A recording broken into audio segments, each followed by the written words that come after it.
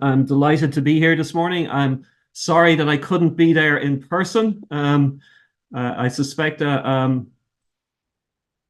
it's probably much warmer there than where I am in the west of Ireland today.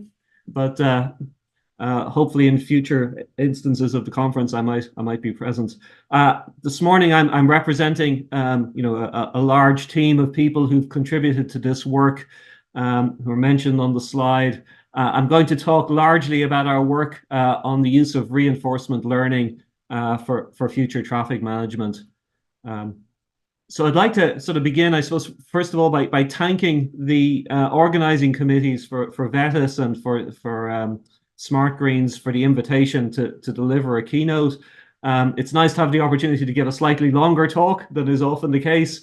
To take maybe a slightly more high-level perspective than is often the case, and perhaps even to be a little bit more controversial, depending on whether or not you agree with what I'm going to say, than is often the case. So I'm going to start by trying to sort of motivate the work we're doing, talk a little bit about the sort of philosophy that underpins that work, talk about one specific project, which is our Clearway project, the approach we're pursuing there around slot-based driving, and then depending on how long I've talked for, look at one or two case studies arising from that project.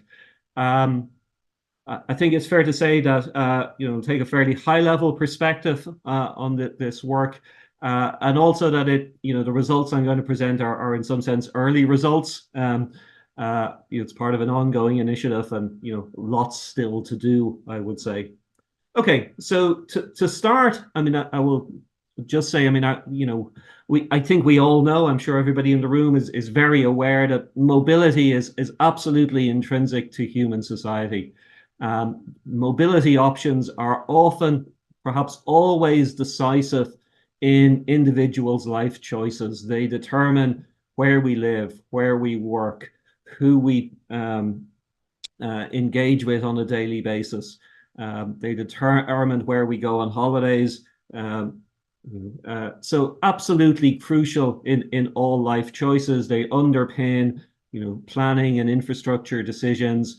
They're at the heart of public policy and economic development. So mobility is absolutely crucial. Unfortunately, my perspective, and I guess the perspective of a lot of people, is that our current models of mobility of both people and goods are failing us as a society. This maybe is where the controversy begins. But it's clear that